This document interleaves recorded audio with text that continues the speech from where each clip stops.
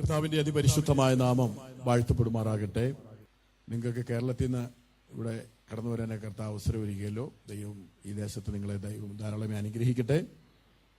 ദൈവത്തിന്റെ പരിശുദ്ധാത്മാവിന് നമ്മളോട് സംസാരിക്കുവാൻ ഈ 66 പുസ്തകങ്ങളുടെ ആവശ്യം ഇല്ല. ഒരു പുസ്തകം മുഴുവൻ വേണ്ട, ഒരു അധ്യായം മുഴുവൻ വേണ്ട, ഒരു വാക്യം മുഴുവൻ വേണ്ട, ഒരു വാക്ക് മുഴുവൻ വേണ്ട. ഒരു വള്ളിയിലൂടെയോ ഒരു പുള്ളിയിലൂടെയോ ഒരു കോമയിലൂടെയൊക്കെ ദൈവത്തിന്റെ പരിശുദ്ധാത്മാവിന് നമ്മളോട് സംസാരിക്കുവാനായിട്ട് കഴിയും. വചനം സംസാരിക്കുന്ന വ്യക്തി ആരായിരുന്നാലും അവൻ അധമമായത് ഉപേക്ഷിച്ച് ഉത്തമമായത് പ്രസ്താവിച്ചാൽ അവന്റെ വാ ദൈവത്തിന്റെ വാ പോലെയാകും. ദൈവത്തിന്റെ ആത്മാവ് അവന്റെ നാവിനെ കടമെടുക്കുകയാണ്. യിരെമ്യാ പ്രവചനം 1:12 ഇങ്ങനെ പറയുന്നു: എന്റെ വായിൽ നിന്ന് പുറപ്പെടുന്ന എന്റെ വചനങ്ങൾ അത് നിവൃത്തിയാകുവാൻ തക്കവണ്ണം എന്റെ ആത്മാവ് അതിന്മേൽ ജാഗരിക്കും. വെള്ളത്തിന്മേൽ പരിവർത്തിച്ച ദൈവത്തിന്റെ ആത്മാവ് മുട്ടയുടെ മേൽ പൊരുന്നയിരുന്ന് കോഴി പൊരുന്നയിരുന്നതിനെ വിരിയിക്കുന്നത് പോലെ നമ്മളോട് സംസാരിക്കുന്ന ദൈവത്തിന്റെ വചനം, ദൈവത്തിന്റെ ആത്മാവ് അതിന്മേൽ പൊരുന്നയിരുന്ന് അത് വിരിയിക്കുകയാണ്. ദൈവത്തിന്റെ വചനത്തിന്റെ ശക്തി എന്ന് പറയുന്നത് പിതാവാം ദൈവത്തിന് എത്രമാത്രം ശക്തിയുണ്ടോ, പുത്രനാം ദൈവത്തിന് എത്രമാത്രം ശക്തിയുണ്ടോ, പരിശുദ്ധാത്മാവാകുന്ന ദൈവത്തിന് എത്രമാത്രം ശക്തിയുണ്ടോ, അത്രയും ശക്തി ദൈവത്തിന്റെ വചനത്തിനുണ്ട്. തിരുവെഴുത്ത് പറയുന്നു, അവൻ വചനം അയച്ച് അവരെ സൗഖ്യമാക്കി. ദൈവത്തിന്റെ വചനത്തിന് നിങ്ങളെ സൗഖ്യമാക്കാൻ കഴിയും. അവൻ വചനം അയച്ച് അവരെ വിടുവിച്ചുവെന്നാണ്. അപ്പൊ ദൈവത്തിന്റെ വചനത്തിന് നമ്മളെ വിടുവിക്കുവാനായിട്ട് കഴിയും.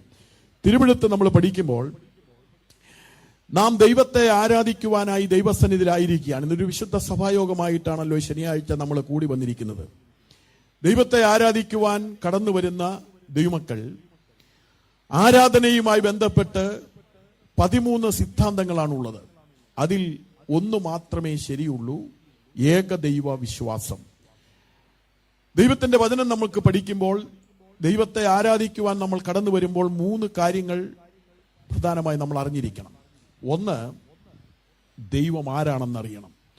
തിരുവെഴുത്ത് പറയുന്നു, ഇസ്രായേലെ കേൾക്കുക, യഹോവ നിങ്ങളുടെ ദൈവമാകുന്നു, അവൻ ഏകൻ തന്നെ. നമ്മുടെ ദൈവം ഏകനായ ദൈവമാണ്. Price the Lord. 2, ദൈവം എന്ത് ചെയ്തു എന്ന് നമ്മൾ അറിയണം. തിരുവെഴുത്ത് പറയുന്നു, അവൻ നമ്മെ ഉണ്ടാക്കി, നാം അവനുള്ളവരാകുന്നു. നമ്മെ സൃഷ്ടാവാണ് നമ്മുടെ ദൈവം. 3, ദൈവം നമ്മളിൽ നിന്ന് എന്ത് പ്രതീക്ഷിക്കുന്നു. റോമലേഖനത്തിൽ ഇങ്ങനെ പറയുന്നു, 12-ാം അധ്യായം 1-ാം വാക്യം: സഹോദരന്മാരെ, നിങ്ങളുടെ ശരീരങ്ങളെ ജീവനും വിശുദ്ധിയും ദൈവത്തിന് പ്രസാദകരമായ യാഗമായി സമർപ്പിക്കുക. അപ്പോൾ ദൈവത്തിന്റെ സന്നിധിയിൽ നമ്മൾ ആയിരിക്കുമ്പോൾ അങ്ങനെ ഒരു സമ്പൂർണ്ണ യാഗമായി നമുക്ക് തീരുവാനായിട്ടിടയായി തീരണം. തുടർന്ന് തിരുവെഴുത്ത് സംസാരിക്കുമ്പോൾ വളരെ പ്രാർത്ഥനയോടെ നമുക്ക് ദൈവസന്നിധിയിലായിരിക്കാം. ഞാൻ തുടർന്ന് സംസാരിപ്പാനായിട്ട് ആഗ്രഹിക്കുന്നത് ആരാധനയുമായി ബന്ധപ്പെട്ട വിഷയമാണ്. 2 വിധ ശക്തികളാണ് ഭൂമിയിലുള്ളത്. അതിലൊന്ന് ദൈവത്തിന്റെ ശക്തി, മറ്റൊന്ന് പൈശാചിക ശക്തിയാണ്. ദൈവത്തിന്റെ വചനം നമ്മൾ പഠിക്കുമ്പോൾ ഇതിൽ ഏതെങ്കിലും ഒരു ശക്തിയിൽ ആശ്രയിച്ചിട്ടല്ലാതെ ഒരു മനുഷ്യനും ഈ ഭൂമിയിൽ ജീവിക്കാൻ കഴിയത്തില്ല. ഒന്നെങ്കിൽ ദൈവശക്തിക്ക് നമ്മൾ വിധേയപ്പെടണം, അല്ലെങ്കിൽ അന്ധകാര ശക്തി നമ്മളെ നിയന്ത്രിക്കും. അതുകൊണ്ടാണ് യേശു ചോദിച്ചത്, നിങ്ങൾ ഏത് ശക്തിക്ക് അധീനര് എന്ന് ചോദിക്കുവാനിടയായത്. അപ്പോൾ മനുഷ്യരെ നിയന്ത്രിക്കുന്ന ശക്തിയുണ്ട്. അതുമാത്രമല്ല, രാജ്യങ്ങളെ നിയന്ത്രിക്കുന്ന ശക്തിയുണ്ട്.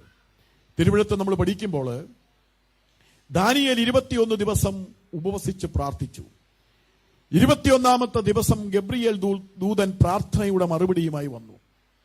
എന്നാൽ ഗബ്രിയേൽ ദൂതൻ ഈ ദാനിയേലിന്റെ അടുക്കൽ വന്ന് പറയുന്നത്, നീ പ്രാർത്ഥനയ്ക്ക് മുഴങ്കാൽ മടക്കിയ ആദ്യ ദിവസം തന്നെ ഞാൻ മറുപടിയുമായി വന്നതാണ്.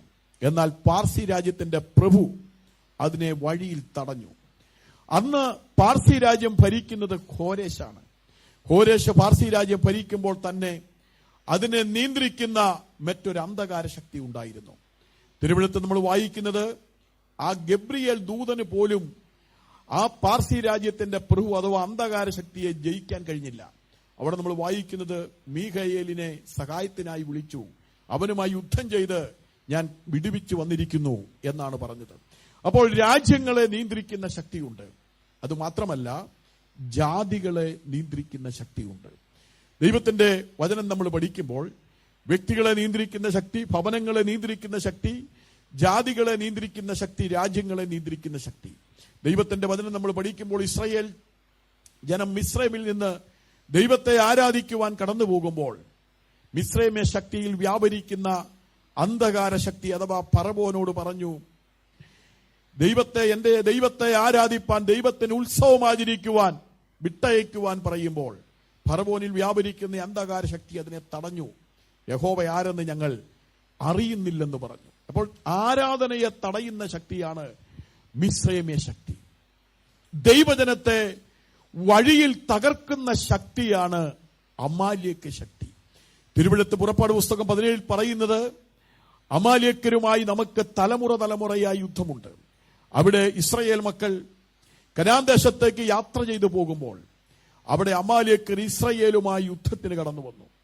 യോശുവ ഇസ്രായേലുമായി യുദ്ധം അഥവാ ഈ അമാലേക്കരുമായി യുദ്ധം ചെയ്യുമ്പോൾ തന്നെ മോശ പ്രാർത്ഥനയ്ക്കായിട്ട് പർവ്വതത്തിൽ കയറി എന്നാണ് നമ്മൾ വായിക്കുന്നത്. അതിന്റെ അർത്ഥം മോശയുടെ കരം ഉയർന്നിരിക്കുമ്പോഴൊക്കെ അമാലേക്കർ പരാജയപ്പെടുമായിരുന്നു. മോശയുടെ കരം താണിരിക്കുമ്പോഴൊക്കെ അമാലേക്കർ ജയിക്കുമായിരുന്നു. ആരാണ് ഈ അമാലേക്കർ? അമാലേക്കർ എന്ന് പറയുന്നത് അബ്രഹാമിന്റെ മകനായ ഇസ്മായേലിന്റെ മകന്റെ മകൻ, കൊച്ചുമകൻ, അവന്റെ സന്താന പരമ്പര, ആ ജാതിയിൽ വ്യാപരിക്കുന്ന ശക്തി ദൈവജനത്തെ വഴിയിൽ തകർക്കുന്ന ശക്തിയാണ്. അതിന്റെ അർത്ഥം പ്രാർത്ഥനയുടെ കരം ഉയർന്നിരിക്കുന്ന ഒരു ഭവനമാണെങ്കിൽ അവിടെ അന്ധകാര ശക്തി അവിടെ പ്രബലപ്പെടും, അഥവാ അമാലേക്ക് ശക്തി പ്രബലപ്പെടും. ഏതു ഭവനത്തിൽ പ്രാർത്ഥനയുടെ കരം ഉയർന്നിരിക്കുന്നുവോ അവിടെ അമാലേക്ക് ശക്തി പരാജയപ്പെടുവാനിടയാകും. പ്രാർത്ഥനയുടെ കരം ഉയർന്നിരിക്കുന്ന ഒരു വ്യക്തിയെ ഒരിക്കലും അമാലേക്ക് ശക്തിക്ക് വഴിയിൽ തകർക്കുവാൻ കഴിയുകയില്ല. പ്രാർത്ഥനയുടെ കരം താണിരിക്കുന്ന ഒരു വ്യക്തിയാണോ, നിന്നെ അമാലേക്ക് ശക്തി വഴിയിൽ ജയിക്കും എന്ന സത്യം മറക്കരുത്. അതിന്റെ അർത്ഥം അമാലേക്ക് ശക്തി പ്രബലപ്പെടാതിരിക്കണമെങ്കിൽ പ്രാർത്ഥനയുടെ കരം ഉയർന്നിരിക്കണം. എന്തിനാണ് നമ്മൾ പ്രാർത്ഥിക്കുന്നത് എന്ന് പറഞ്ഞാൽ, നമ്മുടെ ആത്മീക ജീവിതത്തെ തകർക്കുവാൻ, ദൈവമക്കളെ തകർക്കുവാൻ പ്രബലപ്പെടുന്ന അമാലേക്ക് ശക്തിയുടെ മേൽ ജയം പ്രാപിക്കണമെങ്കിൽ പ്രാർത്ഥനയാൽ മാത്രമേ ജയം പ്രാപിക്കുവാനായിട്ട് കഴിയുകയുള്ളൂ. ദൈവത്തിന്റെ വചനം നമ്മൾ പഠിക്കുമ്പോൾ വേദപുസ്തകത്തിൽ നമ്മൾ ദാനിയേലിനെ ദൈവത്തിന്റെ ആത്മാവ് വിളിച്ചിരിക്കുന്നത് ഏറ്റവും പ്രിയ പുരുഷനായ ദാനിയേൽ എന്നാണ്. കാരണം ദാനിയേൽ ദൈവസന്നിധിയിൽ യെരൂശലേമിന് നേരെ കിളിവാതിലുകൾ തുറന്നിട്ട് പ്രാർത്ഥിക്കുമായിരുന്നു. 4 രാജാക്കന്മാരുടെ കാലഘട്ടങ്ങളിലാണ് ദാനിയേൽ ജീവിച്ചിരുന്നത്. നെബൂഖദ്നേസരും ബെൽശസ്സറും കോരേശും ദരിയാവേശും ഇങ്ങനെയുള്ള 4 രാജാക്കന്മാരുടെ കാലഘട്ടങ്ങളിൽ ദാനിയേൽ ജീവിച്ചിരുന്നു. എന്നാൽ ദൈവത്തിന്റെ വചനം നമ്മൾ പഠിക്കുമ്പോൾ ഈ ദാനിയേൽ സിംഹക്കൂടിന്റെ അനുഭവങ്ങളിലൊക്കെ കടന്നുപോയിരുന്നു. എന്നാൽ ഇങ്ങനെയുള്ള സാഹചര്യങ്ങളിലെല്ലാം ദാനിയേൽ കടന്നുപോയെങ്കിലും ദൈവത്തിന്റെ ആത്മാവ് ഇങ്ങനെയാണ് രേഖപ്പെടുത്തുന്നത്, ദാനിയേൽ തന്റെ ജീവിതത്തിൽ 4 രാജാക്കന്മാരുടെ കാലഘട്ടങ്ങളിലും അവൻ ശുഭപ്പെട്ടിരുന്നുവെന്നാണ്. നീ പ്രാർത്ഥിക്കുന്ന ഒരു വ്യക്തിയാണെങ്കിൽ സിംഹക്കൂടിന്റെ അനുഭവങ്ങളിൽ കടന്നുപോയാലും നീ ശുഭപ്പെട്ടിരിക്കും. സിംഹങ്ങൾക്ക് നിന്നെ കേടുവരുത്തുവാൻ കഴിയുകയില്ല. അപ്പോൾ ദൈവജനത്തെ തകർക്കുന്ന, വഴിയിൽ തകർക്കുന്ന ശക്തിയാണ് അമാലേക്ക് ശക്തി. വേദപുസ്തകം നമ്മൾ പഠിക്കുമ്പോൾ ഇസ്രായേൽ ജനത്തിന്റെ കനാൻ ദേശത്തെ യാത്രയിൽ അവരെ തടഞ്ഞ അടുത്ത ശക്തിയെക്കുറിച്ച് തിരുവെഴുത്തിൽ നമ്മൾ വായിക്കുന്നത് യോർദാന്യ ശക്തിയാണ്. വേദപുസ്തകത്തിൽ നമുക്ക് കാണുവാനായിട്ട് കഴിയും. യോർദാന്യ ശക്തിയുടെ പ്രത്യേകത ഇങ്ങനെയാണ് തിരുവെഴുത്ത് പറയുന്നത്, കൊയ്ത്തുകാലത്തൊക്കെയും യോർദാൻ കരകവിഞ്ഞൊഴുകും. എന്താണ് കൊയ്ത്തിനെ കാണിക്കുന്നത്? അത് ആർപ്പിന്റെ അനുഭവമാണ്. ദൈവമക്കൾക്ക് ഒരു ആർപ്പിന്റെ അനുഭവം ഉണ്ടാകുമ്പോൾ, ഒരു സന്തോഷത്തിന്റെ അനുഭവം ഉണ്ടാകുമ്പോൾ, ഒരു സമൃദ്ധിയുടെ അനുഭവം ഉണ്ടാകുമ്പോൾ അതിനെ ഒഴുക്കിക്കളയുന്ന ശക്തിയാണ് യോർദാന്യ ശക്തി എന്ന് പറയുന്നത്. യോർദാന്യ ശക്തിയെ ജയിക്കുവാനായി അവിടെ നമ്മൾ കാണുന്നത് ഇങ്ങനെയാണ്. പെട്ടകം ചുമക്കുന്ന പുരോഹിതന്മാരുടെ പാദങ്ങൾ യോർദാന്റെ വെള്ളത്തിൽ മുങ്ങിയപ്പോൾ അതിന്റെ മേലൊഴുക്ക് നിന്നു. എന്താണ് പെട്ടകം കാണിക്കുന്നത്? എബ്രായ ലേഖനം 9 പറഞ്ഞിട്ടുണ്ട്. പെട്ടകത്തിന്റെ പ്രത്യേകത തിരുവെഴുത്ത് നമ്മൾ പഠിക്കുമ്പോൾ ആ യോർദാൻ അവർ കടക്കുമ്പോൾ യോർദാന്റെ പെട്ടകം ചുമക്കുന്ന പുരോഹിതന്മാരുടെ പാദങ്ങൾ യോർദാന്റെ വെള്ളത്തിൽ മുങ്ങിയപ്പോൾ അതിന്റെ മേലൊഴുക്ക് നിൽക്കുവാനുള്ള കാരണം പെട്ടകം ചുമന്ന പുരോഹിതന്മാരുടെ പ്രത്യേകതയല്ല, ആ പെട്ടകത്തിന്റെ പ്രത്യേകതയല്ല, ആ പെട്ടകത്തിൽ വസിച്ചവന്റെ പ്രത്യേകതയാണ്. വേദപുസ്തകം നമ്മൾ പഠിക്കുമ്പോൾ പെട്ടകം വ്യവസ്ഥ പാലിച്ചു എന്നുള്ളതാണ്. പെട്ടകത്തിൽ 3 അനുഭവങ്ങളുണ്ട്. വേദപുസ്തകം ഇങ്ങനെയാണ് പറയുന്നത്: മന്ന ഇട്ടുവെച്ച പൊൻപാത്രവും അഹരോന്റെ തളിർത്ത വടിയും 10 കൽപ്പന എഴുതിയ 2 കൽപ്പലകകളും ഈ പെട്ടകത്തിൽ ഉണ്ടായിരുന്നു. അപ്പോൾ ദൈവത്തിന്റെ വ്യവസ്ഥ പാലിച്ച് യോർദാനിലേക്ക് ഇറങ്ങിച്ചെന്ന പെട്ടകത്തിൽ ഇസ്രയേലിന്റെ ദൈവത്തിന്റെ തേജസ് ഇറങ്ങി വസിച്ചപ്പോൾ ഇസ്രയേലിന്റെ ദൈവത്തെ കണ്ട യോർദാന്യ ശക്തി തിരുവെഴുത്ത് ഇങ്ങനെ പറയുന്നു: യോർദാൻ അലറി പിന്മാറി. അന്ന് പറഞ്ഞാൽ യോർദാൻ എന്ന് പറഞ്ഞ ഒരു നദി ഉണ്ട്, ഒരു രാജ്യമുണ്ട്. ഇവിടെ പറയുന്നത് യോർദാൻ എന്ന് പറയുന്ന ഒരു ശക്തിയാണ്. ദൈവാത്മാവ് ചോദിക്കുന്ന ഒരു ചോദ്യമുണ്ട് വേദപുസ്തകത്തിൽ: യോർദാനെ നീ പിന്മാറുന്നത് എന്ത്? യോർദാൻ അലറി പിന്മാറി. അതിന്റെ അർത്ഥം ഇസ്രയേലിന്റെ ദൈവത്തിന്റെ മുൻപിൽ ചലിക്കുവാൻ കഴിയുന്ന ഒരു യോർദാന്യ ശക്തിയുമില്ല. വ്യവസ്ഥ പാലിച്ച പെട്ടകത്തിൽ ഇസ്രയേലിന്റെ ദൈവം ഇറങ്ങി വസിച്ചപ്പോൾ ഇസ്രയേലിന്റെ ദൈവത്തെ കണ്ട യോർദാൻ ഇസ്രയേലിന്റെ ദൈവത്തെ കണ്ട് അലറി പിന്മാറിയെങ്കിൽ ഇന്ന് പകൽ ഓർക്കുക, തിരുവെഴുത്ത് പറയുന്നു: നിങ്ങൾ ദൈവത്തിന്റെ മന്ദിരമെന്നും ദൈവത്തിന്റെ ആത്മാവ് നിങ്ങളിൽ വസിക്കുന്നുവെന്നും അറിയുന്നില്ലയോ? പുതിയ നിയമത്തിലെ പെട്ടകമെന്ന് പറയുന്നത് നാം ഓരോരുത്തരുമാണ്. ദൈവവചനം പറയുന്ന വ്യവസ്ഥ ആര് പാലിക്കുമോ അവരിലാണ് ദൈവത്തിന്റെ തേജസ് ഇറങ്ങി വസിക്കുന്നത്. ദൈവത്തിന്റെ വ്യവസ്ഥ പാലിക്കുന്ന, വചനത്തിന്റെ വ്യവസ്ഥ പാലിക്കുന്ന ഒരു ദൈവത്തിന്റെ പൈതലാണ് നീയെങ്കിൽ, ദൈവത്തിന്റെ ആത്മാവ് നിന്നിൽ ഇറങ്ങി വസിക്കുമ്പോൾ ദൈവത്തിന്റെ വചനം ഇങ്ങനെ പറയുന്നു: പകൽ വറുക്കുന്ന അസ്ത്രത്തെയും ഇരുട്ടിൽ സഞ്ചരിക്കുന്ന മഹാമാരിയെയും ഉച്ചയ്ക്ക് നശിപ്പിക്കുന്ന സംഹാരത്തെയും നിങ്ങൾക്ക് പേടിക്കുവാനില്ലെന്നല്ല, നിനക്ക് പേടിക്കുവാനില്ല. നിന്റെ വശത്ത് 1000 പേരും നിന്റെ വലതുവശത്ത് 10,000 പേരും വീഴും, എങ്കിലും ഒരു വാതയും നിങ്ങളുടെ കൂടാരത്തോടല്ല, നിന്റെ കൂടാരത്തോട് അടുത്തു വരികയില്ല. അതിന്റെ അർത്ഥം ആര് ദൈവവചന വ്യവസ്ഥ പാലിക്കുന്നുവോ, ദൈവത്തിന്റെ വചനം പറയുന്നു, അവർക്കെതിരെ ചലിക്കുവാൻ കഴിയുന്ന ഒരു യോർദാന്യ ശക്തിയുമില്ലെന്ന് ഇന്ന് പകൽ ദൈവത്തിന്റെ ആത്മാവ് നിങ്ങളോട് ദൂതായിട്ട് പറയുകയാണ്. രക്തത്താൽ ജയമെടുക്കുകയാണ്. ആത്മനിയോഗത്തോടെ ഒരു സ്തോത്രം പറഞ്ഞാൽ 4 ചാനലിലേക്കാണ് ഇതിന്റെ ശക്തി വ്യാപരിക്കുന്നത്. എന്തൊക്കെയാണെന്നറിയാമോ? ഒന്ന്, നിങ്ങൾ ആത്മനിയോഗത്തോടെ പറയുന്നതാണെങ്കിൽ സാത്താന്റെ തലക്കെട്ട് നിങ്ങൾ ഒരു അടി കൊടുക്കുകയാണ്. Price the Lord. 2, ദൈവനാമത്തിനൊരു മഹത്വമാണ്. 3, കൊമ്പും കുളമ്പുമുള്ള തടിപ്പിച്ച കാളകളേക്കാൾ അതിന് പ്രതിഫലമുള്ളതാണ്. 4, നമുക്ക് ആത്മീക വർധനവുള്ളതാണ്. ദൈവത്തിന്റെ വചനം നമ്മൾ പഠിക്കുമ്പോൾ ദൈവമക്കൾ മുൻപോട്ട് കടന്നു പോകുമ്പോൾ അവരുടെ നന്മകളെ അപഹരിച്ചു കളയുന്ന ശക്തിയാണ് മിഥ്യാന്യ ശക്തി. ദൈവത്തിന്റെ വചനം ഇങ്ങനെ പറയുന്നു: ഇസ്രായേൽ വിതയ്ക്കുന്നു, പക്ഷെ കൊയ്യുന്നതോ മിഥ്യാന്യർ. ആരാണ് മിഥ്യാൻ? അബ്രഹാമിന്റെ ഭാര്യയായ കെതൂറയുടെ സന്താന പരമ്പരയിൽ പെട്ട ആ ജാതിയാണ് മിഥ്യാൻ എന്ന് പറയുന്നത്. ദൈവജനത്തിന്റെ നന്മകളെ അപഹരിച്ചു കളയുകയാണ്. ഇസ്രായേൽ വിതയ്ക്കുന്നുണ്ട്, അവർ അധ്വാനിക്കുന്നുണ്ട്, അതിന്റെ നന്മ അനുഭവിക്കുവാൻ കഴിയുന്നില്ല. ദൈവത്തിന്റെ വചനം പഠിക്കുമ്പോൾ അതിന് എതിരെ ഗിദെയോൻ മുന്തിരി ചക്കിനരികെ വെച്ച് ഗോതമ്പ് മെതിക്കുവാനിടയായി. മുന്തിരിത്തോട്ടം എന്ന് പറയുന്നത് സഭയ്ക്ക് നിഴലാണ്. മുന്തിരി ചക്കെന്ന് പറയുന്നത് ക്രൂശിന് നിഴലാണ്. അവൻ ഏകനായി മുന്തിരിച്ചക്ക് ചവിട്ടിയെന്ന് യെശയ്യാ പ്രവചനത്തിൽ ദൈവാത്മാവ് രേഖപ്പെടുത്തുകയാണ്. അഥവാ ഗോതമ്പെന്ന് പറയുന്നത് യേശുക്രിസ്തുവിന് നിഴലാണ്. അതിന്റെ അർത്ഥം തങ്ങൾ വിതച്ചതിനെ, അധ്വാനിച്ചതിനെ മിഥ്യാന്യ ശക്തികൾ അപഹരിച്ചു പോകുമ്പോൾ അത് മിഥ്യാനുടെ കയ്യിൽ പെടാതിരിക്കുവാൻ ഗിദെയോൻ ക്രൂശിനോട് അടുത്ത് എന്ന് മുഴങ്കാൽ മടക്കുവാനിടയായി. ഇന്ന് പകൽ ദൈവത്തിന്റെ ആത്മാവിന് പറയുവാനുള്ളത്, നിന്റെ ജീവിതത്തിൽ നീ വിതയ്ക്കുന്നതിനെ അപഹരിച്ചു കളയുന്ന ശക്തിയാണ് മിഥ്യാന്യ ശക്തി. മിഥ്യാന്യ ശക്തിയിൽ നിന്ന് ജയം പ്രാപിക്കുവാൻ കഴിയണമെങ്കിൽ നിന്റെ ക്രൂശിനോട്, അഥവാ നിന്റെ പ്രതിസന്ധിയിൽ നീ ക്രൂശിനോട് അടുത്ത് ചെല്ലുവാൻ തയ്യാറാകുന്നുവെങ്കിൽ, അങ്ങനെ മുഴങ്കാൽ മടക്കിയ ഗിദെയോനെ നോക്കി സ്വർഗം വിളിച്ച പേരാണ്: അല്ലയോ പരാക്രമശാലിയെ, ദൈവം നിന്നോട് കൂടെയുണ്ട്.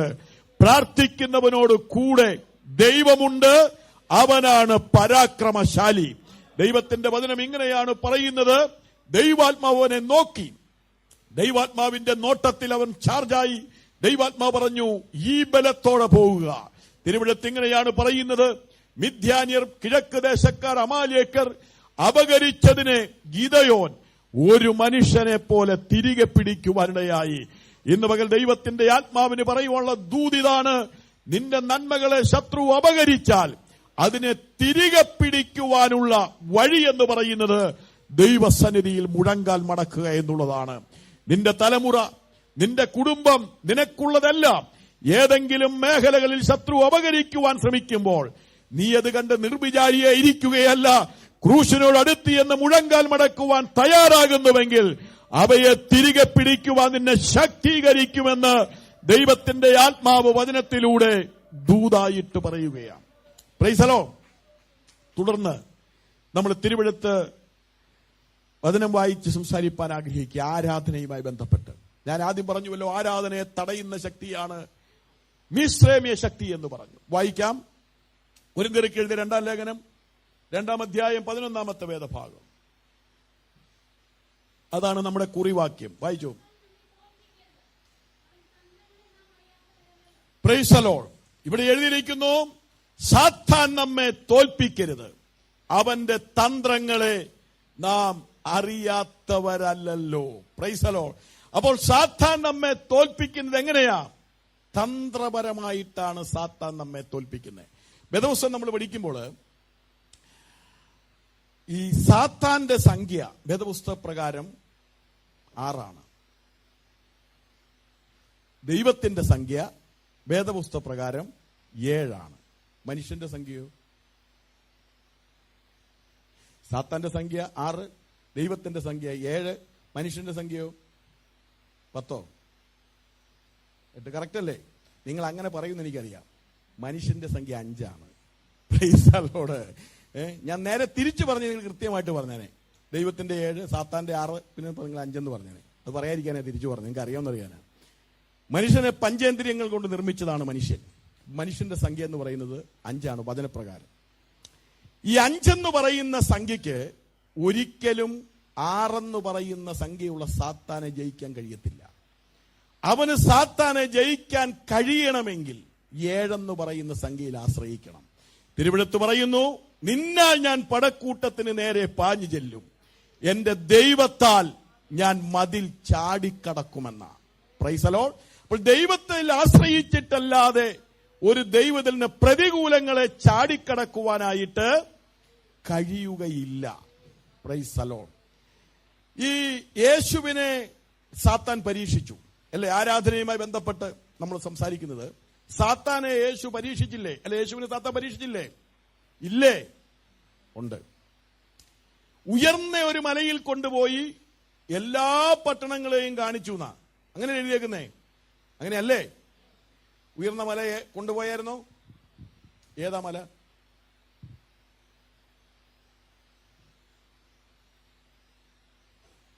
അങ്ങനെ ഒരു എല്ലാ പട്ടണങ്ങളും കാണാൻ കഴിയുന്നൊരു മലയുണ്ടോ ഭൂമിയിൽ? ഉണ്ടോ മോനെ? മീറ്റിംഗ് ലീഡ് ചെയ്ത ആളോ ഉണ്ടോ? അങ്ങനെ ഒരു മലയില്ല. അതിന്റെ അർത്ഥം യേശുവിനെ ഒരു മലയിൽ കൊണ്ടുപോയിട്ടില്ല. അത് യേശുവിന്റെ ഹൃദയത്തിൽ സാത്താൻ ഉളവാക്കിയ പ്രലോഭനമാണ്. മനസ്സിലാവുന്നുണ്ടോ പറഞ്ഞേ? അത് ആദാം പരാജയപ്പെട്ടു. യേശു ഒടുക്കത്തെ ആദമാണ്. കൺമോഹം, ജഡമോഹം, ജീവനത്തിന്റെ പ്രതാപം. ആദ്യത്തെ ആദാം പരാജയപ്പെട്ടു, രണ്ടാമത്തെ ആദാമാകുന്ന ക്രിസ്തു വിജയിച്ചു. ഈ 3 പ്രലോഭനങ്ങളും നമ്മുടെ ജീവിതത്തിലും കൊണ്ടുവരും. കൺമോഹം, ജഡമോഹം, ജീവനത്തിന്റെ പ്രതാപം. വലിയൊരു ഒരു ഗോപുരത്തിന്റെ മുകളിൽ യേശുവിനെ കൊണ്ട് എന്ന് പറയുന്നുണ്ട്. യേശു ലാഡറൊക്കെ വെച്ച് മോളിൽ കയറി എന്നല്ല എന്റെ അർത്ഥം. യേശുവിന്റെ ഹൃദയത്തിൽ ഉളവാക്കിയ പ്രലോഭനമാണ്. ഞാൻ പറഞ്ഞു മനസ്സിലാവുന്നുണ്ടോ? അഥവാ ദാവീദ് 5 കല്ലുകളിൽ 1 കല്ലല്ലേ എടുത്ത് ഗോലിയാത്തിനെ ജയിക്കാൻ? അല്ലേ? എന്തിനു മാത്രം ആലോചിക്കണേ? 5 കല്ലുകളിൽ 1 കല്ലുണ്ടോന്നാണോ? 5 കല്ലുകളിൽ 1 കല്ലാണ് എടുത്തത് എന്നതുപോലെ യേശു പഞ്ചഗ്രന്ഥത്തിലെ 1 ഗ്രന്ഥത്തിലെ കല്ലാണ് എടുത്തത്, വചനമാണ് എടുത്തത് സാത്താനെ ജയിക്കാൻ. ഞാൻ പറഞ്ഞു മനസ്സിലാകുന്നുണ്ടോ? അപ്പോൾ ഈ പ്രലോഭനങ്ങൾ നമ്മുടെ ജീവിതത്തിലും ഉണ്ടാകും. സാത്താനെ ജയിക്കാൻ കഴിയണമെങ്കിൽ ദൈവവചനം നമ്മുടെ ഉള്ളിലുണ്ടായിരിക്കണം. ദൈവത്തിന്റെ വചനം എന്ന് പറയുന്നത് വാളാണ്. വാളില്ലാതെ പോർക്കളത്തിൽ നമുക്ക് സാത്താനെ ജയിക്കുവാൻ, യുദ്ധം ചെയ്യുവാൻ കഴിയത്തില്ല. ഇവിടെ നമ്മൾ വായിക്കുന്ന സാത്താൻ നമ്മെ തോൽപ്പിക്കരുത്, അവന്റെ തന്ത്രങ്ങളെ നാം അറിയാത്തവരല്ലല്ലോ. ആരാധനയുമായി ബന്ധപ്പെട്ട് 5 തന്ത്രങ്ങളാണ് ഞാൻ പറയാൻ പോകുന്നത്. വളരെ പെട്ടെന്ന് പറഞ്ഞുവിട്ട് അവസാനിപ്പിക്കുവാൻ ആഗ്രഹിക്കുക. അതിലൊന്ന്, എന്നെ ആരാധിപ്പാൻ എന്റെ ജനത്തെ വിട്ടയക്കുവാൻ പറഞ്ഞപ്പോൾ ഫറവോൻ പറഞ്ഞത്, നിങ്ങള് മിസ്രൈമിൽ ദൈവത്തെ എന്ത് ചെയ്തു? ആരാധിച്ചു. എന്താ അവരോട് പറഞ്ഞ വ്യവസ്ഥ? തന്നെ പറഞ്ഞ 3 ദിവസത്തെ വഴിദൂരം പോയി ദൈവത്തെ ആരാധിക്കണം. എന്നാലും ഫറവോൻ പറഞ്ഞു, കുഴപ്പമില്ല, നിങ്ങൾ ആരാധിക്കുന്നതിന് കുഴപ്പമില്ല, മിസ്രൈമിൽ ആരാധിക്കുക. എന്താണ് അതിന്റെ കാരണം? മിസ്രൈമിൽ ആരാധിക്കുവാൻ പറഞ്ഞതിന്റെ കാരണം, വേർപാടനുസരിക്കാതെ പാപത്തോടിഴുകി പാപത്തിൽ ദൈവത്തെ ആരാധിക്കുക. മിസ്രൈം എന്ന് പറയുന്നത് ഈ ലോകത്തെയാണ് കാണിക്കുന്നത്. അപ്പോ പാവവുമായി വേർപെടാതെ പാവജീവിതത്തോടെ ദൈവത്തെ ആരാധിച്ചുകൊള്ളുക. ഫറവോനറിയാം, അവരിൽ വ്യാപരിക്കുന്ന അന്ധകാര ശക്തിക്കറിയാം, അങ്ങനെ ആരാധിച്ചാൽ ഒരിക്കലും ദൈവം പ്രസാദിക്കുകയില്ല, ദൈവം അവരോട് കൂടെ കാണത്തില്ല. തിരുവെടുത്ത് പറയുന്നത് ഇങ്ങനെയാണ്, ദൈവത്തിന്റെ വചനം പറയുന്നത്, ഞാൻ വിശുദ്ധനാകയാൽ നിങ്ങളും വിശുദ്ധി ഉള്ളവരായിരിപ്പീൻ, ശുദ്ധീകരണം കൂടാതെ ആരും കർത്താവിനെ കാണുകയില്ല. അപ്പോൾ പാപത്തോട് ഇടപഴകി പാപത്തിൽ ഇഴുകി ജീവിച്ചാൽ ദൈവം പ്രസാദിക്കുകയില്ല എന്ന് തിരിച്ചറിഞ്ഞുകൊണ്ടാണ് ഫറവോൻ പറയുന്നത്, മിസ്രൈമിൽ ദൈവത്തെ ആരാധിക്കുക. പുറപ്പാട് പുസ്തകം 8-ാം അധ്യായം അതിന്റെ 25-ാമത്തെ വേദഭാഗത്തിൽ എഴുതിയിട്ടുണ്ട്.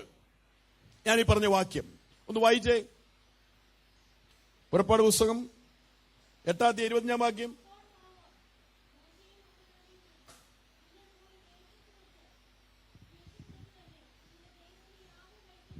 കണ്ടോ, അവിടെ എഴുതിയിരിക്കുന്നത്, ദേശത്ത് വെച്ച് നിങ്ങൾ ദൈവത്തെ ആരാധിച്ചോ വിഷയമില്ല, വേർപാടനുസരിക്കരുത്.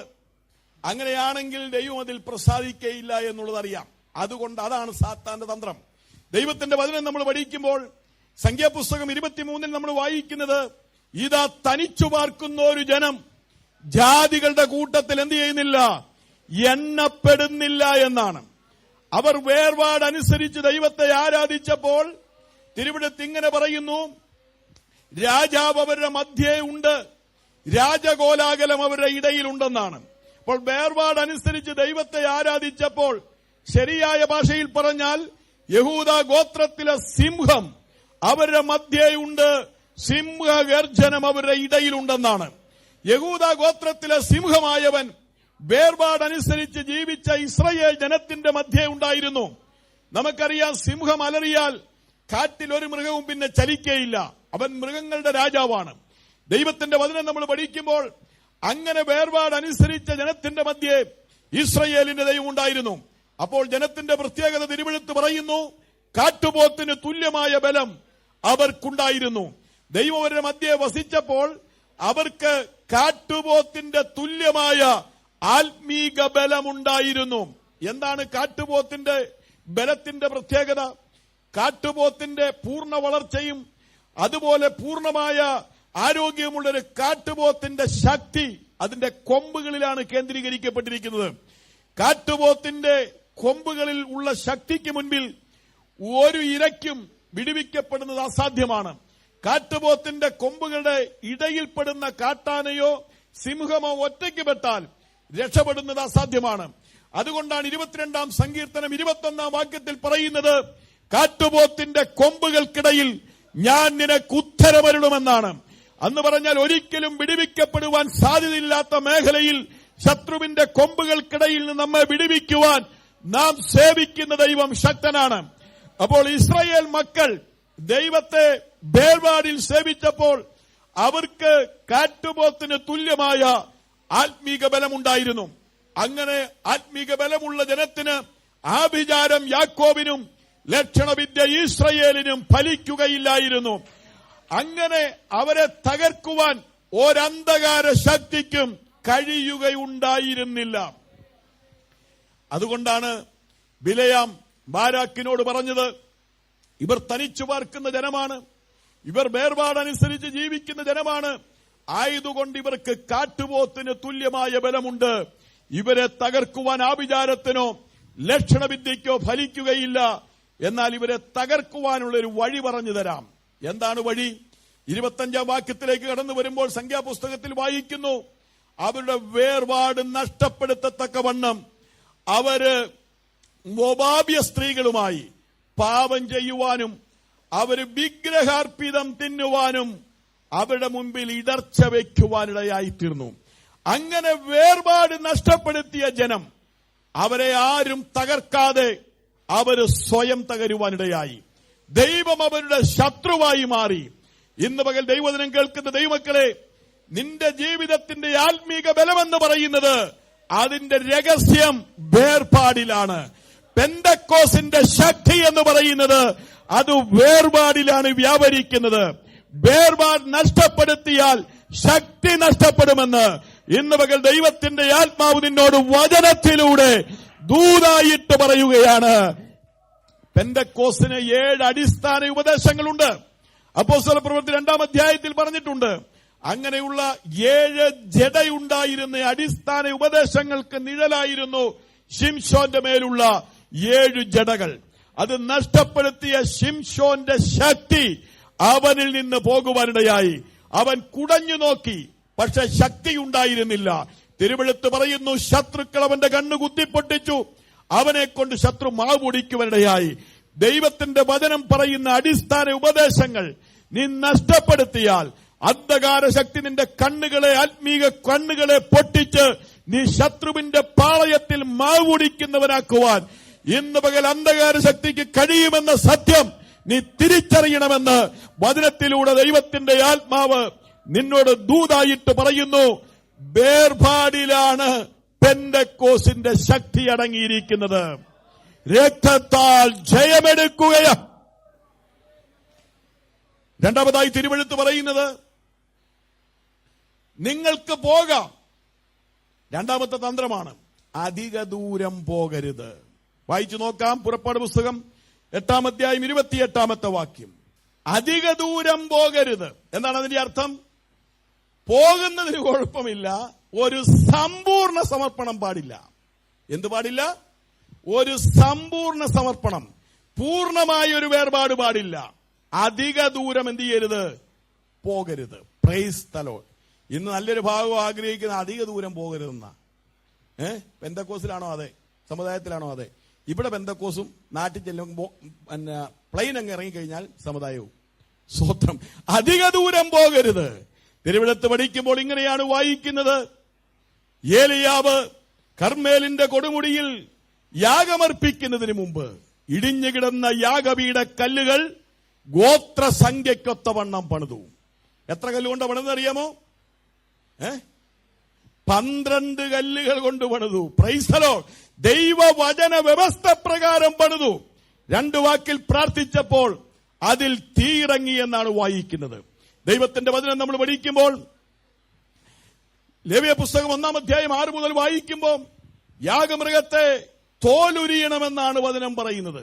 എന്താ പറയുന്നത്? യാഗമൃഗത്തെ തോലുരിയണം എന്ന് പറഞ്ഞാൽ നിന്റെ പഴയ മനുഷ്യനെ അതിന്റെ രാഗമോഹങ്ങളോടെ നീ ഉരിഞ്ഞു കളയണം.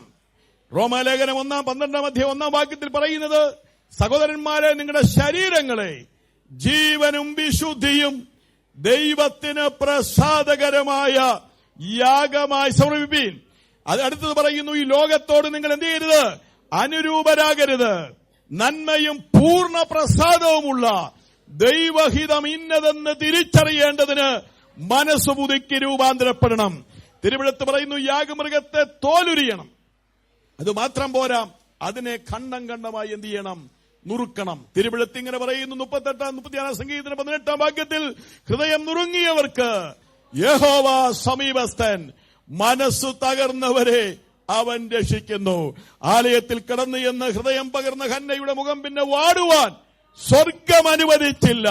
ഹൃദയനിറുക്കത്തോടെ നീ കടന്നു വരുന്നുവെങ്കിൽ നിന്റെ കണ്ണുനീരിന് മുൻപാകെ സ്വർഗം മറികടക്കുകയില്ല എന്ന് വചനത്തിലൂടെ ദൂതായിട്ട് പറയുകയാ. Price the Lord. അടുത്തത് പറയുന്നു, കുടലും കാലും വെള്ളത്തിൽ കഴുകണം. Price the Lord. എന്ത് ചെയ്യണം? കുടലും കാലും. കുടല് വികാരങ്ങളെയാണ് കാണിക്കുന്നത്. കാല് നടപ്പിനെ, ജീവിതത്തെ കാണിക്കുകയാണ്. Price the Lord. അബ്രഹാമിന്റെ ദൈവം പറഞ്ഞതെന്നറിയാമോ? 99 വയസ്സായി പറഞ്ഞു, ഞാൻ സർവ്വശക്തിയുള്ള ദൈവമാണ്, നീ എന്റെ മുൻപാകെ നടന്ന് നിഷ്കളങ്കനായിരിക്കുക. അങ്ങനെ നടന്ന് നിഷ്കളങ്കനായ 100-ാം വയസ്സിലാണ് വാഗ്ദത്തം നിവർത്തിച്ചത്. നടക്കുക എന്ന് പറഞ്ഞാൽ രാവിലെ ഡോക്ടർ പറഞ്ഞിട്ട് റോട്ടിൽ കൂടെ നടക്കുന്ന കാര്യമല്ല, ജീവിക്കുക എന്ന ആശയമാണ്. ഹാനോക്ക് ദൈവത്തോടു കൂടെ നടന്നു. നേരം വെളുക്കുമ്പോൾ ഹാനോക്ക് ദൈവത്തിന്റെ കയ്യെ പിടിച്ചിട്ട് നടക്കാൻ പോയി. അങ്ങനെ ചിലർ പറയുന്ന കാര്യമാണ്, നടന്ന് സ്വർഗ്ഗത്തിലേക്ക് പോയി. അങ്ങനെയൊന്നുമല്ല. യാക്കോബ് ഹാനോക്ക് മനുഷ്യനുണ്ട്, അവന് ഭാര്യ ഉണ്ടായിരുന്നു, മക്കളൊക്കെ ഉണ്ടായിരുന്നു, അവൻ ജീവിച്ചു എന്നാണ് ആശയം. ഞാൻ പറഞ്ഞു വരുന്നത്, തിരുവെഴുത്ത് പറയുന്നു, കുടലും കാലും വെള്ളത്തിൽ കഴുകണം. ആരാധനയ്ക്ക് കടന്നു വരുന്നവൻ വചനമാകുന്ന വെള്ളത്തിൽ എന്ത് ചെയ്യണം? കുടലും കാലും നിന്റെ വികാരങ്ങളെയും നിന്റെ ജീവിതത്തെയും നടപ്പിനെയും നീ കഴുകണം. അടുത്തത് പറയുന്നു, തലയും മേധസ്സും യാഗപീഠത്തിങ്കൽ വെക്കണമെന്ന. തല എന്തിനെ കാണിക്കുന്നേ? ചിന്തകളെ കാണിക്കുക. ഇവിടെ ഇരിക്കുമ്പോ തന്നെ സ്റ്റൗ നിർത്തിയിട്ടാണോ വന്നത് എന്ന് ചിന്തിക്കുന്ന പാർട്ടിനകത്തുണ്ട്. സ്വോത്രം കഥക് പൂട്ടിയിട്ടുണ്ടോ? സ്വോത്രം ഇങ്ങനെയൊക്കെ ചിന്തിച്ചോണ്ടിരിക്കുക. തലയും മേധസ്സും യാഗപീഠത്തെങ്കിൽ വെക്കണമെന്ന്. മേധസ് എന്തിനെ ചിന്തകളെ കാണിക്കുന്നു. മേധസ് ഞാൻ, കൊഴുപ്പ്, ഞാൻ എന്ന ഭാവമാണ്. അതുകൊണ്ടല്ലേ ഞാൻ എന്ന എന്ന് പറയുന്ന സാധനം നമ്മളിലുണ്ടെങ്കിലേ നമ്മൾ പലപ്പോഴും പറയാറില്ല, ഇന്ന് പാസ്റ്റർ എന്നെ കുത്തിയാണ് പ്രസംഗിച്ചത്, അങ്ങനെ പറയാറില്ലേ? അന്ന് പറഞ്ഞാൽ ഈ തലയും മേധസ്സും എല്ലാം യാഗപീഠത്തെങ്കിൽ വെച്ച് ദഹിപ്പിക്കുക ഇതെല്ലാം. അപ്പൊ ഈ മേധസ് ഈ ഇറച്ചിയിലുണ്ടെങ്കിൽ അത് തീയത്തിരുന്നാൽ പൊട്ടിത്തെറിച്ച് താഴേക്ക് വീഴും. അപ്പൊ പുരോഹിതൻ പഞ്ഞി നൂലങ്കി ധരിച്ച് മുപ്പല്ലിയുമായി ഇവിടെ നിൽക്കുക. അങ്ങനെ പൊട്ടിത്തെറിച്ച് ചാടുന്ന ഈ മാംസക്കഷ്ണം വീണ്ടും മുപ്പല്ലി ഉപയോഗിച്ച് കുത്തിയെടുത്ത് തീയിലേക്ക് വെക്കും. അതാണ് പറയുന്ന പാസ്റ്റർ എന്നെ കുത്തിയാണ് പ്രസംഗിച്ചതെന്ന്.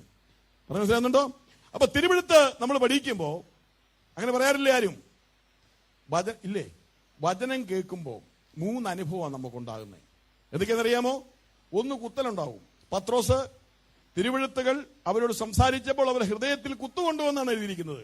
അങ്ങനെയല്ലേ? 2, ചെത്തലുണ്ടാവും. മുന്തിരിവള്ളി അധികം ഫലം കായ്ക്കേണ്ടതിന് അവനെ ചെത്തി വെടിപ്പാക്കുന്നുവെന്ന. മനസ്സിലായോ? യേശു ക്രിസ്തു എമ്മോസിലേക്ക് പോയ സഹോദരന്മാരോട് തിരുവെഴുത്തുകൾ തെളിയിച്ച് സംസാരിച്ചപ്പോൾ അവരുടെ ഹൃദയം കത്തിക്കൊണ്ടിരുന്നുവെന്ന. അപ്പൊ കുത്തലും ചെത്തലും കത്തലും ഇത് 3 അനുഭവം ഉണ്ടാകും. നിങ്ങൾ പറയാം, എനിക്ക് ഇത് ഒരനുഭവം ഇല്ല വാസ്തു എന്ന് പറഞ്ഞാൽ നീ അപകട മേഖലയിലാണ്. ആത്മീയ ജീവിതത്തിൽ നിന്റെ മാംസം അഥവാ കല്ലായിരിക്കുകയാണ്, ഹൃദയം കല്ലായിരിക്കുകയാണ്. ഇന്ന് പകൽ പ്രാർത്ഥിച്ചോണം, കർത്താവ് എനിക്ക് മാംസമായൊരു ഹൃദയം തരണമെന്ന്. Price the Lord. തിരുവെഴുത്ത് നമ്മൾ പഠിക്കുമ്പോൾ നമുക്ക് കാണുവാൻ കഴിയുന്നത് ഇങ്ങനെയാണ്. ഇങ്ങനെ പൂർണ്ണമായി ദഹിക്കുന്ന യാഗത്തിൽ മാത്രമേ സ്വർഗം പ്രസാദിക്കുകയുള്ളൂ. അതാണ് പറയുന്നത്, നിങ്ങളുടെ ശരീരങ്ങളെ ജീവനും വിശുദ്ധിയും ദൈവത്തിന് പ്രസാദകരമായ യാഗമായി സമർപ്പിക്കുക. സ്തോത്രം. അടുത്തത് തിരുവെഴുത്ത് പറയുന്നു, മൂന്നാമത്തെ കാര്യം പറയുന്നത്, നിങ്ങൾ പൊക്കോളുക. ആര് പോണം? സഹോദരന്മാര് മാത്രം, പുരുഷന്മാര് മാത്രം പോയി ദൈവത്തെ ആരാധിക്കുക. ഒന്ന് വായിച്ചു നോക്കിയേ. 10-ാം അധ്യായം 11-ാമത്തെ 24-ാമത്തെ വാക്യം, 15-ാമത്തെ വാക്യം വായിക്കപ്പെട്ടെന്ന്. അന്ന് പറഞ്ഞാൽ ആരാധനയ്ക്ക് പോകുന്നതിന് കുഴപ്പമൊന്നുമില്ല. ആര് പോണം? സ്ത്രീകളും കുട്ടികളും എവിടെ നിൽക്കട്ടെ, അവര് അവിടെ നിന്നോട്ടെ. സ്തോത്രം. എന്താ എന്റെ അർത്ഥം? വചനം എന്താണ് പറയുന്നത്? വചനം പറയുന്നത്, നോഹ പെട്ടകം പണിതു. ആർക്കു വേണ്ടി പണിതു എന്നാ? തിരുവെഴുത്ത് പറയുന്നു, നോഹ തനിക്കും തന്റെ കുടുംബത്തിന്റെയും രക്ഷയ്ക്കായി ഒരു പെട്ടകം തീർത്തുവെന്നാണ്. അതിന്റെ അർത്ഥം, ക്രിസ്തുവാകുന്ന പെട്ടകത്തിൽ നോഹ മാത്രമല്ല, നോഹയുടെ കുടുംബമുണ്ടായിരുന്നു. യോശുവ എന്താ പറഞ്ഞത്? ഞാനും എന്റെ കുടുംബവും ഞങ്ങളെ യഹോവയെ സേവിക്കുമെന്നാണ് പറഞ്ഞത്. കാരാഗ്രഹ പ്രമാണിയോട് അവരെന്നാ പൗലോസൊക്കെ പറഞ്ഞത്? പത്രോസൊക്കെ പറഞ്ഞ എന്നാ പറഞ്ഞേ? പൗലോസും ശീലാസും കാരാഗ്രഹ പ്രമാണി പറഞ്ഞില്ലേ, രക്ഷപ്രാപിപ്പാൻ കർത്താവായ യേശുക്രിസ്തുവിൽ വിശ്വസിക്കുക, എന്നാൽ നീയും നിന്റെ കുടുംബവും രക്ഷപ്രാപിക്കും. യേശുവിന്റെ അടുക്കല് ആ ജീവനുള്ള വെള്ളം തരണമെന്ന് പറഞ്ഞ യോഹന്നാന്റെ സുവിശേഷം 4-ാം അധ്യായത്തിൽ ശമരിയക്കാരോട് തന്നെ യേശു പറഞ്ഞ് ജീവനുള്ള വെള്ളം തരാൻ പറഞ്ഞപ്പം, നീ പോയി കുപ്പി എടുത്തുകൊണ്ടിരാനാണ് പറഞ്ഞേ? ഞാൻ തന്നെ നല്ല പറഞ്ഞേ, നീ പോയി ഭർത്താവിനെ വിളിച്ചോണ്ടിരാനാ പറഞ്ഞേ. മനസ്സിലായോ? നീ പോയി ഭർത്താവിനെ വിളിച്ചുകൊണ്ട് വരിക. അതിന്റെ അർത്ഥം നീ കുടുംബമായി ദൈവത്തെ എന്ത് ചെയ്യണം? ആരാധിക്കണം. ഇതാണ് ദൈവം നിന്നെ കുറിച്ച് ആഗ്രഹിക്കുന്നത്. എന്നാൽ സാത്താന്റെ തന്ത്രം, നീ കുടുംബമായി ദൈവത്തെ എന്ത് ചെയ്യരുത്? ആരാധിക്കരുത്. കുടുംബമായി നീ ദൈവത്തെ ആരാധിച്ചില്ലെങ്കിൽ എന്നെ കുഴപ്പമെന്നറിയാമോ? ലോത്തിന് പറ്റിയ സംഭവം ഉണ്ടാവും. തിരുവെഴുത്ത് പറയുന്നു, ലോത്ത് ദൈവം പറഞ്ഞ പർവ്വതത്തിലേക്ക് ഓടി, ഭാര്യ കയ്യെ തിരിച്ചു പിടിച്ച് അങ്ങോട്ട് ഓടി. അവൻ വലിഞ്ഞു പോയി എന്നാ വായിക്കുന്നത്. ഒരു തോർത്തിന്റെ രണ്ട് സൈഡിലും പിടിച്ച് വലിച്ച എങ്ങനെ ഇരിക്കും? വലഞ്ഞു പോവോ? അതുപോലെ സംഭവിച്ചു. വലഞ്ഞു പോയ നീതിമാനായ ലോത്ത്, അവൻ പർവ്വതത്തിൽ ചെന്ന് തിരിഞ്ഞു നോക്കിയപ്പോ ഭാര്യ കൂടെ ഉണ്ടായിരുന്നില്ല. പലരും ഓടി സ്വർഗത്തിൽ ചെന്നിട്ട് തിരിഞ്ഞു നോക്കുമ്പോൾ ഭർത്താവ് ഒരുപക്ഷെ കൂടെ കാണില്ല, ഒരുപക്ഷെ ഭാര്യ കൂടെ കാണത്തില്ല, ഒരുപക്ഷെ മക്കൾ കൂടെ കാണത്തില്ല. നമ്മളൊക്കെ സ്വർഗത്തിൽ പോകാൻ വേണ്ടി റെഡി ആയിട്ടിരിക്കുകയാണ്. സ്തോത്രം. പക്ഷെ നീ കുടുംബമായി ദൈവത്തെ എന്ത് ചെയ്യണം? ആരാധിക്കണം. ദൈവത്തിന്റെ വചനം അങ്ങനെയാണ് പറയുന്നത്, നീ കുടുംബമായി ദൈവത്തെ സേവിക്കണം. സാത്താൻ പറയുന്നത്, നീ കുടുംബമായി ദൈവത്തെ എന്ത് ചെയ്യരുത്? ആരാധിക്കരുത്. Praise the Lord. നാലാമത്തെ ചിന്ത, 10-ാം അധ്യായം അതിന്റെ 28-ാമത്തെ വേദഭാഗം, 24-ാമത്തെ വേദഭാഗം പെട്ടെന്ന് വായിക്കാം. നിങ്ങളെല്ലാം പോയി ദൈവത്തെ ആരാധിച്ചു കൊള്ളുക, നിങ്ങളുടെ ആടുകളും കന്നുകാലികളും ഒക്കെ ഇവിടെ നിൽക്കട്ടെ. നിങ്ങളെല്ലാവരും ആരാധനയ്ക്ക് പോക്കോ, ആരും 5 പൈസ കർത്താവിന് കൊടുക്കരുത് എന്ന് പറഞ്ഞാൽ നിന്റെ സമ്പത്ത് നീ ആർക്ക് കൊടുക്കരുത്? എന്ത് കൊടുക്കരുത്? എന്നാ ഉണ്ടായിരിക്കുന്നത്? ഒന്ന് പറഞ്ഞേ. നിങ്ങൾ ആരാധനയ്ക്ക് പോകുന്നതിന് കുഴപ്പമില്ല, പക്ഷെ ഭൗതിക അനുഭവങ്ങളൊന്നും എന്ത് ചെയ്യരുത്? ആടും മൃഗവും സമ്പത്തും ഒന്നും കൊണ്ടുപോകരുത് എന്നാണ് പറഞ്ഞത്. നമ്മൾ സാധാരണ പാടാറുണ്ട്. എങ്ങനെയാ പാടുന്നത്? എന്നെയും എനിക്കുള്ള ശകലത്തെയും, അങ്ങനെയല്ലേ? സകലത്തെ എന്നൊക്കെ നമ്മൾ പാടുന്നതെങ്കിലും ചെയ്യുമ്പോൾ ശകലത്തെ ആയിരിക്കും. ഞാൻ നിങ്ങൾ 1-2 ചോദ്യങ്ങളൊക്കെ ചോദിച്ചിട്ട് നിർത്താൻ പോവുക. യേശു തലപൊക്കി നോക്കി ഒരു സമയത്ത് മാത്രമേ ഉള്ളൂ. എപ്പോഴെന്നറിയാമോ? വിധ വെള്ളിക്കാഴ്ചല്ല, സ്വത്രാഴ്ച ഇടുന്ന കണ്ടിട്ട് എല്ലാരും സ്വത്രാഴ്ച ഇടുക. അപ്പൊ യേശു തലപൊക്കി നോക്കി. സ്വത്രം. അപ്പൊ നിങ്ങൾ കർത്താവിന്റെ വേലയ്ക്ക് വേണ്ടി കൊടുക്കുന്നത് ആരും കണ്ടില്ലേലും നോക്കുന്ന ഒരു പുള്ളിയുണ്ട്. ആശയം മനസ്സിലാവുന്നുണ്ടോ? ഞാൻ കൊടുത്തത് ആരും കണ്ടിട്ടില്ല എന്ന് ചിന്തിക്കണ്ട. നിങ്ങൾ നോക്കുന്ന സ്വർഗം അവിടെ മാത്രമേ നോക്കിയിട്ടുള്ളൂ. മനസ്സിലാവുന്നുണ്ടോ? ലോകം കണ്ടിട്ടുള്ളതിൽ വെച്ച് ഏറ്റവും വലിയ പിശുക്കന്റെ പേരെന്ന് പറയാമോ നിങ്ങൾക്ക്? ലോകം കണ്ടിട്ടുള്ള വെച്ച് ഏറ്റവും വലിയ പിശുക്കൻ മറിയാമേ. കണ്ടോ? പുള്ളി കറക്റ്റ് പറഞ്ഞു, യൂദയാണ്. അപ്പൊ പുള്ളിക്ക് അറിയാം. അതിനങ്ങനെ ഞാൻ പറഞ്ഞ പുള്ളി കേട്ടക്കണേ. അപ്പോ കയറ് മേടിച്ചു. പുള്ളി പറഞ്ഞ കയറ് മേടിച്ചില്ലെന്ന് യൂദ. എന്ന് വെച്ചാൽ ചാകാൻ പോയപ്പോ പോലും ഒരു നല്ല കയറ് യൂദ എന്ത് ചെയ്തില്ല? മേടിച്ചില്ല. പുള്ളിക്ക് മാന്യമായിട്ടൊരു പ്ലാസ്റ്റിക് കയറ് മേടിച്ച് ചാകാൻ പോലായിരുന്നോ? തൂച്ചാൻ പോലായിരുന്നോ? പക്ഷെ പുള്ളി മേടിച്ചില്ല. പുള്ളി എന്തായെന്നറിയാമോ? ആലയത്തിൽ യാഗം കഴിക്കാൻ മൃഗത്തെ കൊണ്ടുവന്നിട്ട് ആളുകൾ കയറ് തിരിച്ചു കൊണ്ടുപോകാറില്ല. അതെല്ലാം അവിടെ ഇട്ടിട്ട് പോവാ, വേസ്റ്റ് ഹോട്ടല്.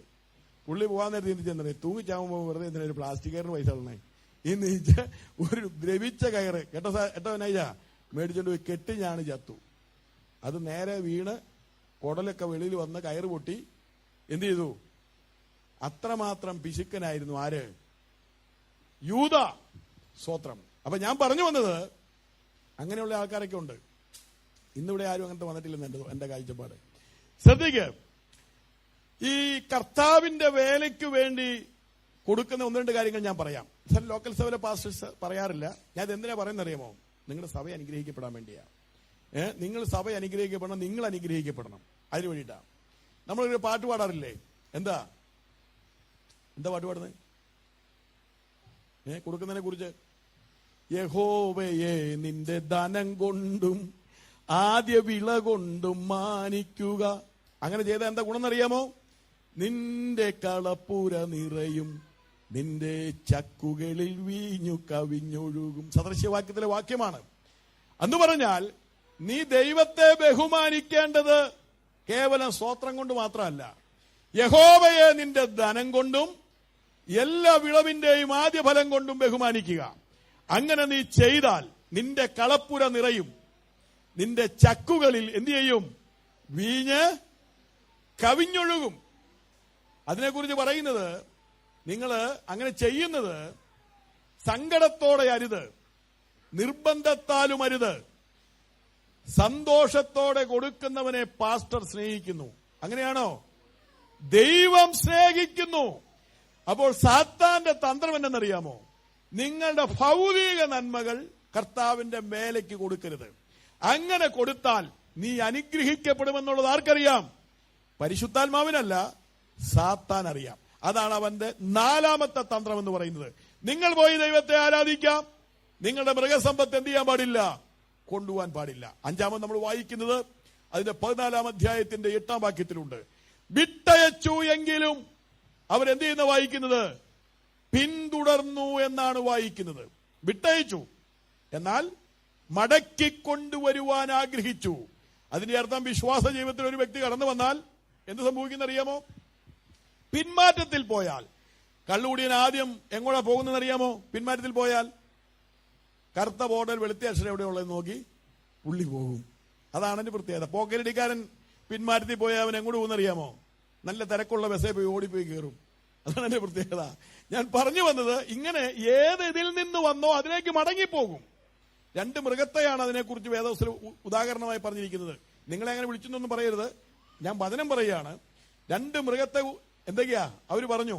ഒന്ന് നായും മറ്റൊന്ന് പന്നിയാ. കാരണം നായുടെ പ്രത്യേകത ഛർദ്ദിച്ചതാണെങ്കിൽ കുറച്ചു സമയം ചിന്തിച്ചിട്ട് പറയാം, അല്ലെങ്കിൽ ഇത്രയും പൈസ കൊടുത്ത് മേടിച്ച ബിരിയാണി അല്ലേ, വെറുതെ കളയേണ്ടെന്ന് പറഞ്ഞ് രണ്ടാമത് എടുത്ത് തിന്നും. അതാണ് പുള്ളിയുടെ പ്രത്യേകത. പന്നിയുടെ പ്രത്യേകത, കുളിപ്പിച്ച് നിർത്തിയാലും നിങ്ങൾ പൗഡർ ഇട്ട് നിർത്തിയാലും കണ്ണെഴുതിയാലും കുറച്ച് കഴിയുമ്പോൾ പുള്ളി എന്ത് ചെയ്യും? ഇത്ര നേരമൊക്കെ ഇനി പോയേക്കാൻ ചെളിയിലേക്ക് എന്ന് പറയും, ഇത്ര സമയം മതി എന്ന് വെച്ച് പോകും. അതാണ് എന്റെ പ്രത്യേകത. അന്ന് പറഞ്ഞാൽ വിശ്വാസത്തിൽ വന്നിട്ട് ഒരുതൻ പിന്മാറ്റത്തിൽ പോയാൽ എവിടെ നിന്ന് വിട്ടുപോകുന്നു അങ്ങോട്ട് മടങ്ങിപ്പോകും. ഇവിടെ നമ്മൾ വായിക്കുന്നത് അവർ വിട്ടുപോന്നു, അവരെ മടക്കി കൊണ്ടുപോകാൻ സാത്താൻ ആഗ്രഹിച്ചു. അവിടെ ഒരു മുദ്രാവാക്യം വിളിച്ചുകൊണ്ടാണ് ഫറവോൻ പിന്തുടരുന്നത്. അവിടെ എഴുതിയിരിക്കുകയാണ്, ഞാൻ പിന്തുടരും, പിടിക്കും, കൊള്ള പങ്കിടും, വാളൂരും, നിഗ്രഹിക്കും, എന്റെ ആശയവരാൽ പൂർത്തീകരിക്കും എന്ന് ശത്രു പറഞ്ഞു. അങ്ങനെ മടക്കി കൊണ്ടുവരുവാനായിട്ട് അവരെ പിന്തുടർന്നു. അങ്ങനെ പിന്തുടർന്ന് ചെല്ലുമ്പോൾ ദൈവം പറഞ്ഞു, എന്നാ മടങ്ങിപ്പൊക്കൊള്ളാനാണോ മോനെ പറഞ്ഞേ? മടങ്ങിപ്പൊക്കൊള്ളാനാണോ പറഞ്ഞേ? അല്ല, മടങ്ങിപ്പോകാൻ വേണ്ടി അവർ ആഗ്രഹിച്ചു. ഫറവോനും സൈന്യം പിന്നിൽ വരിക. അവിടെ ചോദിച്ചു, മരുഭൂമി ഇസ്രായേൽ ശവക്കുഴി ഇല്ലാഞ്ഞിട്ടാണ് മരുഭൂമിയിൽ കൊണ്ടുവന്നത്? മടങ്ങിപ്പൊക്കൊള്ളാനാണ്, പോകാനാണ് ആഗ്രഹം. ദൈവം എന്നാ പറഞ്ഞത്? ജനത്തോട് മുൻപോട്ട് പോകുവാൻ പറയുക. അതിന്റെ അർത്ഥം മടങ്ങിപ്പോവുക എന്ന ഒരു പദ്ധതി ദൈവത്തിന്റെ പ്രോഗ്രാം ലിസ്റ്റിലില്ല. തിരുവെഴുത്ത് പറയുന്നവർ മുൻപോട്ട് പോകുവാൻ തയ്യാറായി വടി നീട്ടിയപ്പോൾ ചെങ്കടലിൽ വഴി തുറന്നു.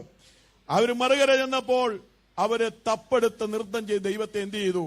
മേഘത്തിലും സമുദ്രത്തിലും സ്നാനമേറ്റവർ മോശയോട് ചേർന്നു. ഞാൻ ചോദിക്കുന്നത്, കടലിനിക്കരെ തപ്പില്ലായിരുന്നോ? ഉണ്ടായിരുന്നു, പക്ഷെ കല്ലാണ് എടുത്തത്. അന്ന് പറഞ്ഞാൽ മിസ്രൈമിൽ ആരാധന വെളിപ്പെടുകയില്ല.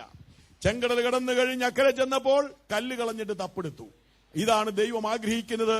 വേർപാടിൽ മാത്രമേ ദൈവ സാന്നിധ്യം അനുഭവിക്കാൻ കഴിയത്തുള്ളൂ. വേർപാടിൽ മാത്രമേ ആരാധന വെളിപ്പെടുകയുള്ളൂ. നീ വേർപെടരുതെന്നാണ് ശത്രു ആഗ്രഹിക്കുന്നത്.